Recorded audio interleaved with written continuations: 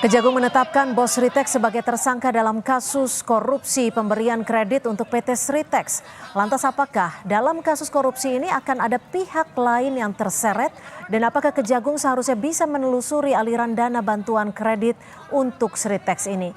Kita bahas bersama peneliti Pukat UGM, sudah ada Mas Zainur Nur Rohmat. Selamat sore Mas Zainur, terima kasih sudah menyediakan waktu di Kompas Petang. Selamat sore Mbak. Selamat sore. Mas Zainur, kalau kita mau bicara soal pengusutan kasus korupsi Bos Sritex ini, apa sebenarnya yang harus didalami oleh Kejagung sendiri di tahap-tahap awal ini? Ya ini kan Kejaksaan Agung baru mengaitkan kredit di PT Bank Jabar Banten dan PT Bank DKI. Ya. Padahal sebenarnya sampai Oktober 2024 yang terkait dengan bank-bank BUMN maupun bank BUMD lainnya itu masih banyak.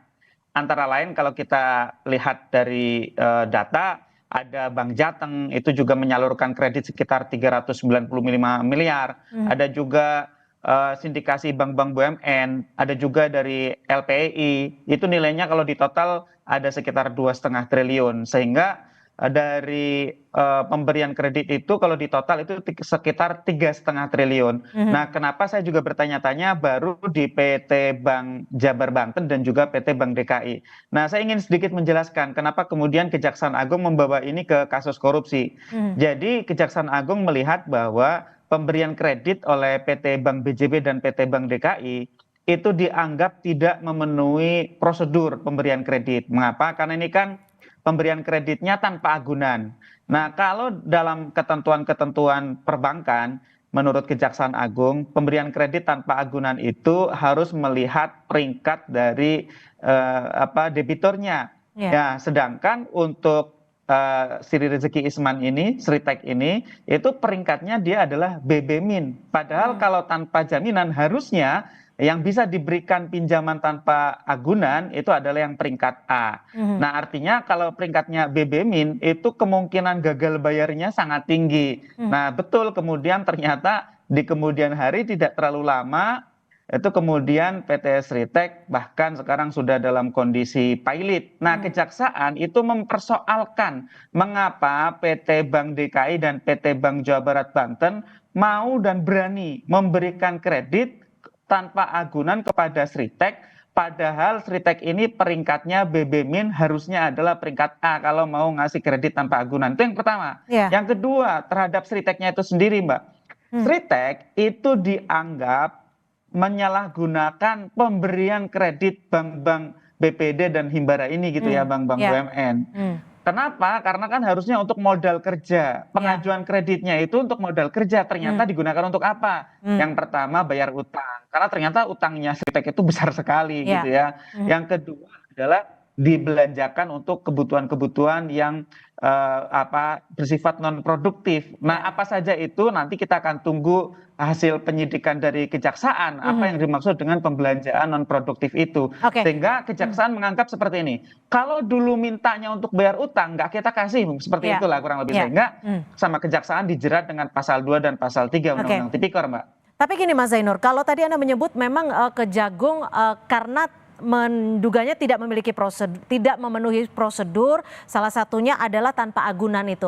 Apakah ini artinya ada dugaan kejanggalan kong kali kong di situ saat pemberian kredit? Ya itu yang harus didalami ya, menjadi materi pendalaman di dalam penyidikan. Karena kan biasanya kalau pemberian kredit tanpa agunan itu artinya bank harus menerapkan prinsip kehati-hatian yang tertinggi dengan standar tertinggi. Bayangkan kalau misalnya kemudian gagal bayar, tidak ada yang bisa dijadikan sebagai jaminan gitu ya. Sehingga ini menurut saya memang harus didalami. Apakah misalnya ada kickback? Nah, dalam kasus-kasus pemberian kredit fiktif di kasus-kasus yang lain ya, atau juga pemberian kredit yang melawan hukum, di kasus-kasus yang lain pernah terjadi berbagai kickback ya kepada pengelola banknya, misalnya pada direksinya dan lain-lain. Itu harus didalami oleh Kejaksaan. Apakah misalnya di dalam pemberian kredit ini misalnya nih ada sebagian hasil kredit yang didapatkan kemudian digunakan untuk memberikan services kepada orang-orang banknya. Ya kalau itu ada, itu tidak hanya pelanggaran terhadap pasal 2 atau pasal 3 Undang-Undang Tipikor, itu menjadi suap atau gratifikasi gitu. Nah dalam sejauh ini dalam kasus korupsi di Sritek ini kan juga Kejaksaan Agung menetapkan 2 tersangka dari perbankan ya. Yang pertama itu adalah Divisi Korporasi Komersilnya PT Bank Jabar Banten, dan yang satu lagi adalah